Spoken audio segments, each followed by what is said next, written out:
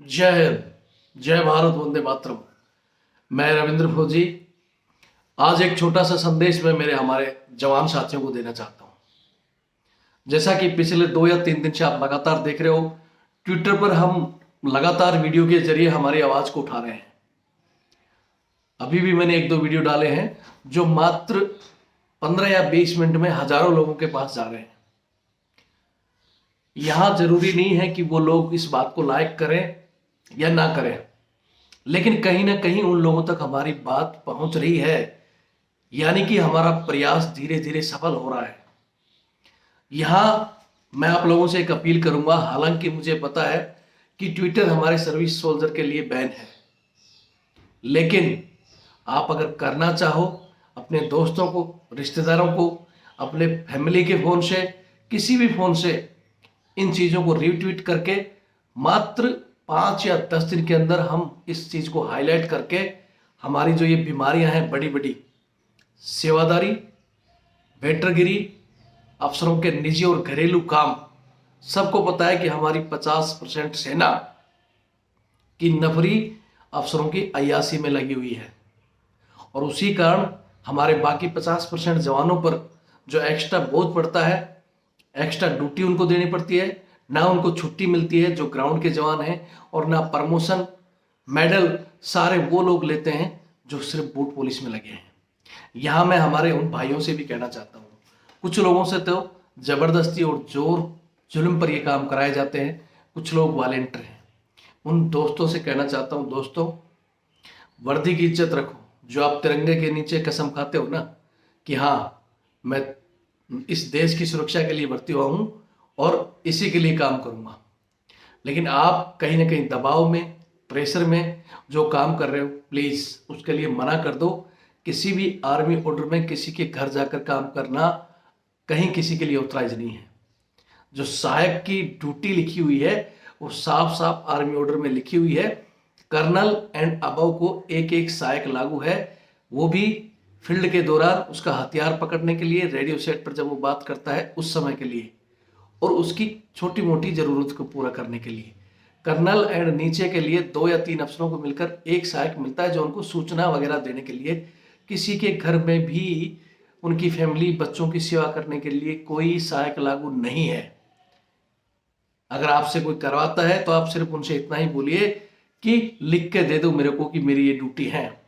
लेकिन मजबूरी है, कुछ लोगों ने पहले दबाव में किया या कैसे किया, वही लोग जवान को कहते कि हमने भी किया, तू भी कर। ये गलत है।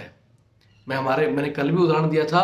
आप अपने बच्चों के लिए जो खाई खोद रहे हो और उसमें भविष्य में आपका बच्चा गिरेगा, जो लोग ऐसा किसी जवान के साथ कर रहे हैं। तो मैं फिर कहता हूं, मेरा छोटा सा संदेश है। मुझे पता है सेना में आदेश बहुत से आते हैं, ये मत करो, फलाना मत करो, लेकिन जब जरूरत होती है, बोलते हैं ना दारू बंद है, जिसको पीना है सेना में कहीं से भी पैदा करके पी लेता है। कोई भी काम जब बंद होने के बावजूद अगर आदमी करना चाहे तो बहुत तरीके हैं, और सत्य की राह पर लड़ने के लिए कुछ कठिनाइयों को तो झेलना पड़ता है। वो कठिनाइयां झेलकर अगर आप इस समय हमारा भरपूर साथ दोगे तो मैं वादा करता हूं कि बहुत जल्दी ये चीजें हाईलाइट हो रही हैं, बड़ी नजरों में जा चुकी हैं, पता सबको है। ये भी मैं कह देता हूँ, बहुत से लोग कहते हैं मोदी जी को पता नहीं, फलाना।